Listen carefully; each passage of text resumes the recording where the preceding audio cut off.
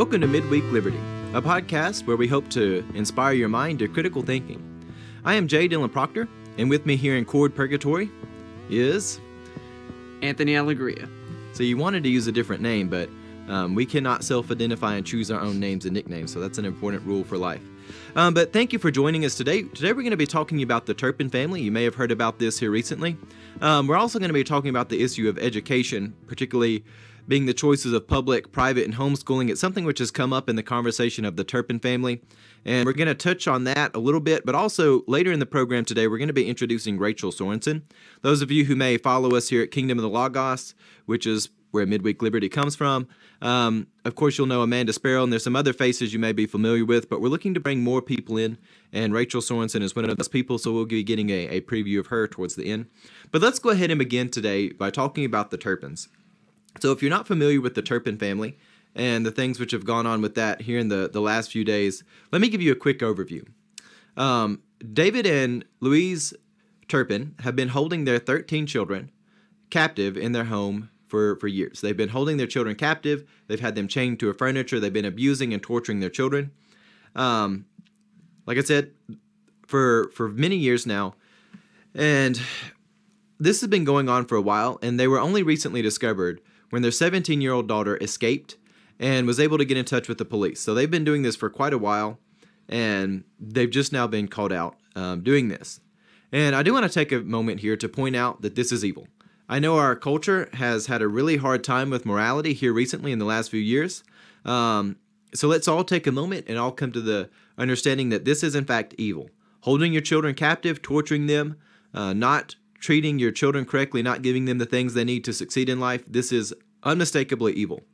The children ranged in age from around 2 years to 29 years old. They've been suffering from various muscle wasting, stunted growth, cognitive impairment, and nerve damage. And of course, in the midst of all this, they're malnourished as well. But unfortunately, that's a bit of a given in such a hellish state which these children have been kept in. And I would like to say all of this information is shared by Vicky Oliphant at the Express, so that's where we've had our source for this. I do want to just take a moment and articulate that this is clearly evil. Anthony, can I get you to tell me, is this something that is just external, or is this evil? Well, this is certainly not anything external. I definitely, I think it's obvious to recognize that the most influential factor as to why they made the decision to torture their children is internal. Yes. They're internal factors. They're not external factors. I couldn't imagine anything on the outside to influence them to do something like that. Yeah. And, especially, you got to imagine, I bet you they're living in, a decent neighborhood. Nothing that's, third world country or anything. And these were just normal people before. I assume they had some sort of job or whatever. And, it just, there's some things to learn from that these things can happen on any street. This guy had worked for Lockheed Martin, actually, which is a pretty substantial and reputable company for a while. Yeah. And it's, again, this is evil. Again, we're going to have a conversation about schooling here in a moment, because a lot of people have been trying to say, oh, this is what homeschooling does. People have tried to have some sort of causal relationship with the fact that the Turpins were homeschooling their children and this great atrocity happened. But no, this is evil. Anthony, you have stated it. I have stated it. This is clearly evil. We can verify that this is evil. This is a personal sin problem. If we were to reproduce this situation, it would be evil. And we can rely on the fact that similar situations where people are being held captive in homes, being chained to furniture, being tortured, beaten, this is evil. Let's have some moral clarity here. Yeah, I will say there's certainly no homeschooling factors that are going to cause something like this. No, and I would like to point out, homeschooling is a medium. Just like going to get your education at public school, private school, the source of education is a medium. The big thing that matters is that you have quality people who are actually interested in educating you, and not just turning into you some sort of ideological activist, but actually developing you as an individual who can critically think, giving children the right environment for cognitive development to happen in a healthy manner. Again, that starts in the home at an early age. We as a society, we've got to get back to teaching moral architecture to not only adults, but especially to children, especially young children. It's important to be there to teach kids the tools for life at an early age. And it's important to talk about education in the Turpin situation because for some bizarre reason, our culture doesn't ever want to call evil for what it is, being evil. And they've tried to have all of these ways of rationalizing what has happened here. And there's been a lot of articles come out. You can find them all over the internet where people have been saying homeschooling is basically the cause of it. To get to the sentiment on what a lot of people are arguing is that homeschooling causes this. No, this is a sin problem. But there are a lot of reasons why people will not call the Turpins out for being evil. They'll want to misdirect the blame on somewhere.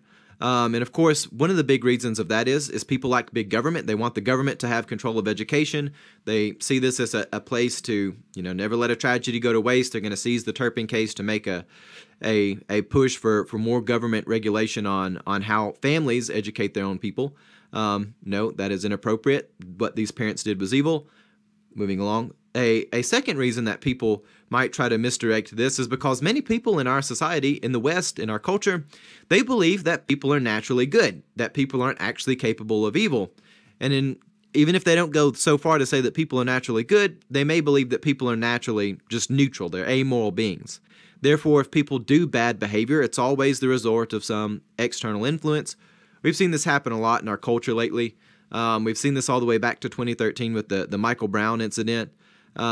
People, they don't ever like to put personal responsibility on certain groups. They always like to say, well, it's because they were in this environment this happened. Sure, all rational people realize environment plays a role, but there's still personal responsibility that is at play. A lot of people really don't want to concede that, so they can't call this as being evil. In the recent film Wonder Woman, we've done a lot here at Kingdom of the Logos on our various programs talking about that, not just me, but Amanda and several others.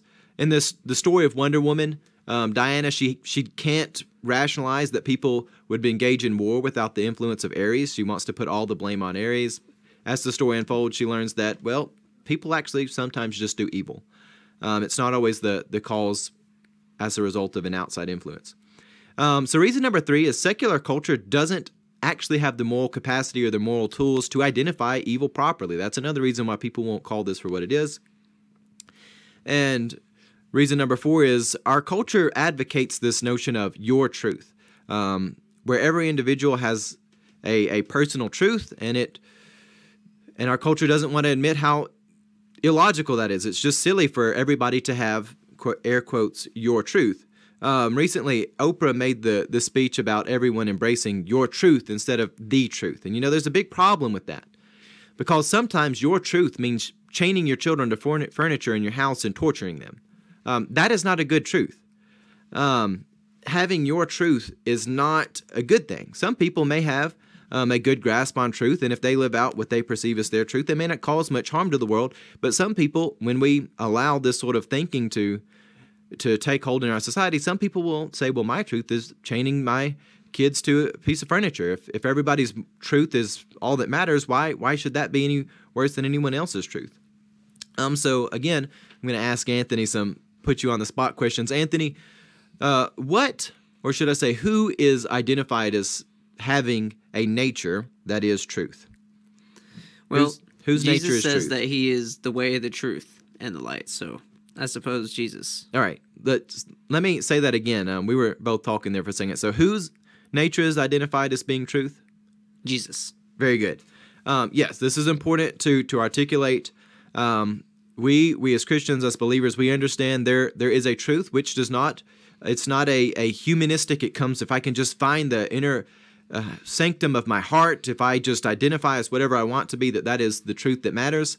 We understand that there is a source of truth which transcends all of us. Sometimes we get things horribly wrong. Sometimes we do things which are bad. Some things we do things which are tragic. Some things we do outright evil. Well, I would like to point out too that as Christians we have a special responsibility to recognize an abstract, independent truth of humanity. That there is more to truth than what humans feel about it. But even pragmatically speaking, you can look at the world, and regardless of what you think about anything, it exists. Yeah.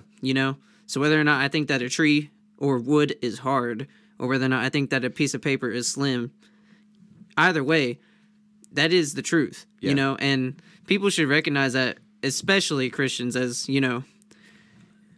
our belief system. Yeah. Well, reason number 5 I have on here and why people have a hard time calling the Turpins as they are, as this is a big sin and evil problem, is many people in our culture are so convicted by this ideology of collectivism. They see people as groups, and they can't see people as individuals with personal merit and personal responsibility. They see through this lens of collectivism to the pathological end of it.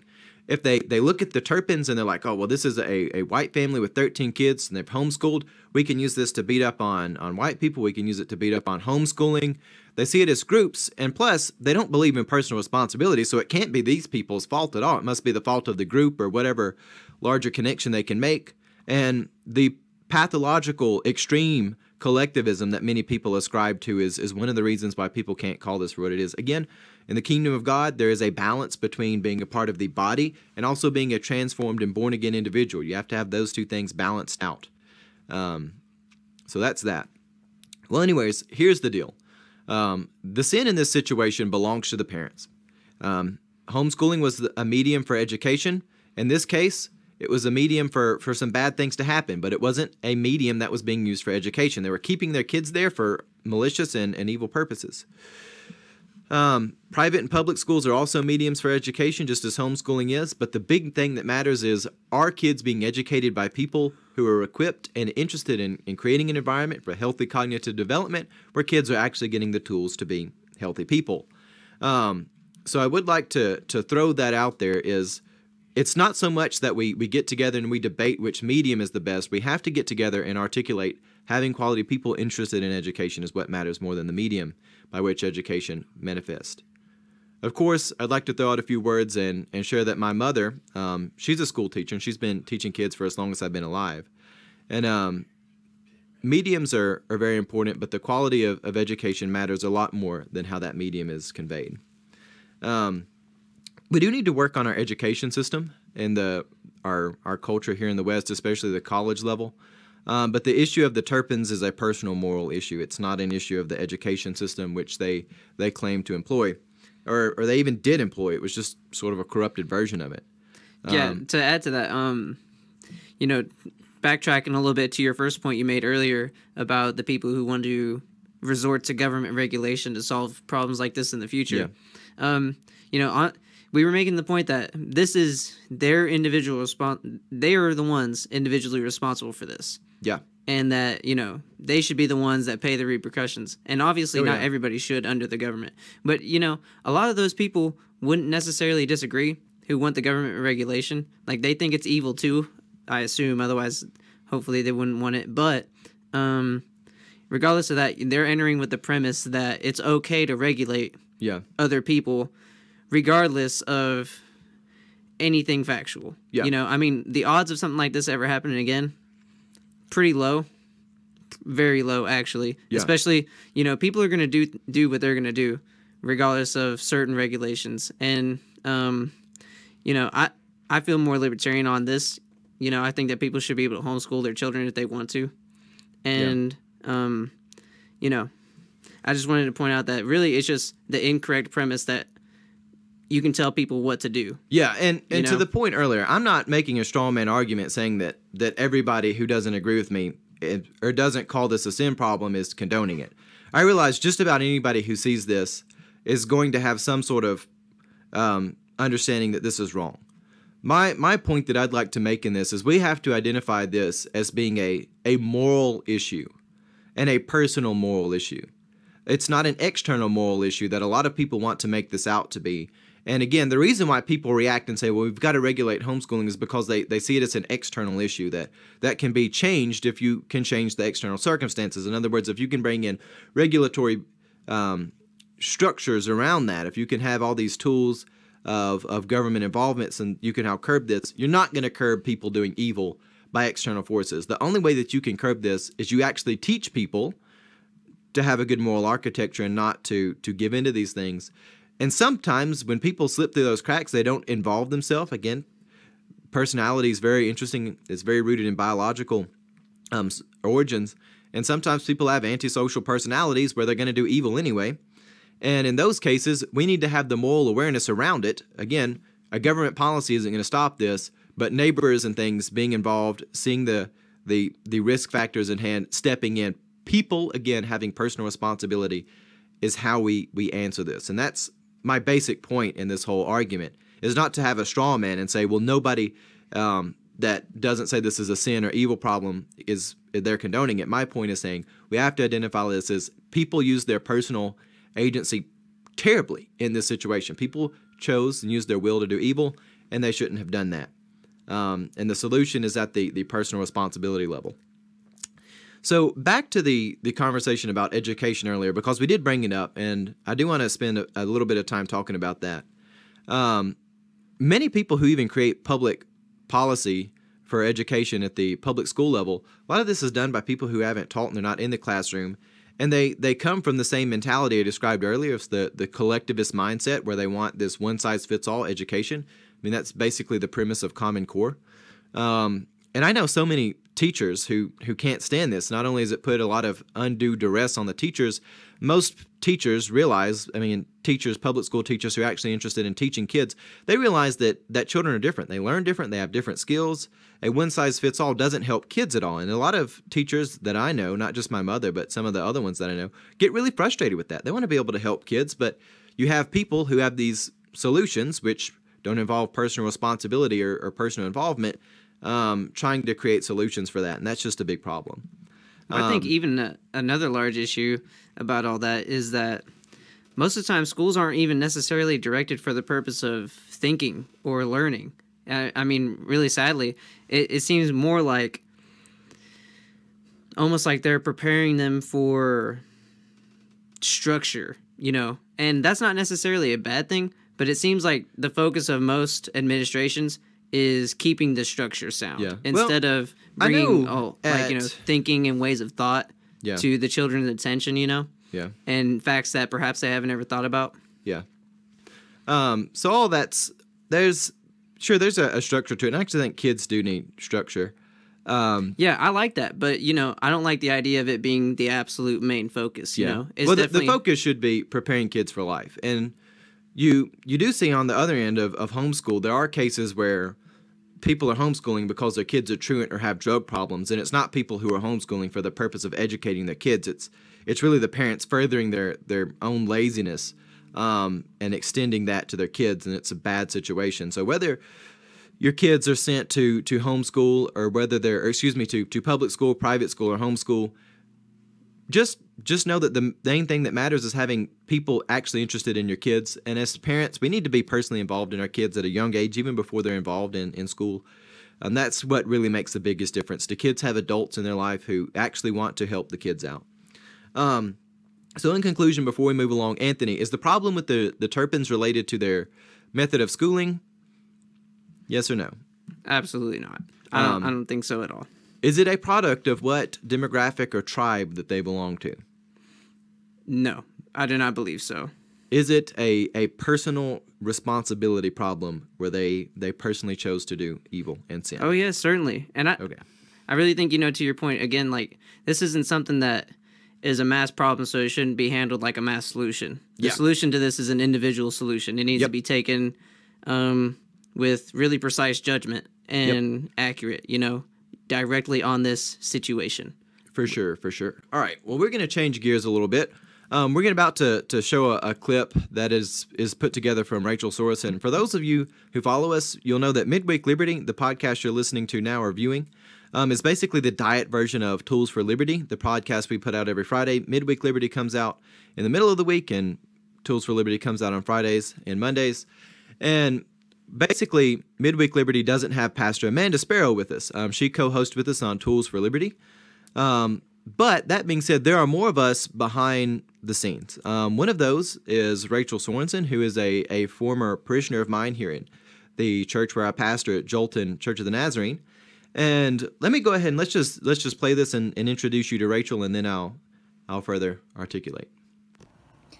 Hey y'all, Dylan asked me to make some videos to talk about some theological topics, and I was trying to figure out what would be good to talk about when I keep coming back to the fact of how do we talk about Jesus in the Bible in terms that people who are not familiar with Jesus or the Bible can understand. Because if you walk up to someone and start talking about sanctification, they're going to look at you like you're a little bit strange. But if you walk up to them and talk about living a lifestyle that is good and trying to live it in a way that helps others, they're going to say, okay, that makes more sense. So for instance, where I work, most people are English as a second language. So I have to think about ways in which I can talk about Jesus in a way that they understand. So science is very important to me. So one of the days I was trying to explain fundamentalism, which is when you take the Bible literally, for every single thing was written is supposed to be taken literally, which is one way to view the Bible, or viewing the Bible as distinct units in which you look at it and you say, okay, this book was written in the style of a letter, we need to keep that in mind. This part has things that are like a hymn or a song, this is a poem, so we need to understand that there's some exaggeration here. So trying to figure that out. But here I am at work, and most people don't understand terms like Calvinism, literalists versus like understanding the Bible as more fluid, so understanding different genres, so not taking it literally. So a fundamentalist versus a non-fundamentalist, if you know those theological terms, A+. If you don't, hold on.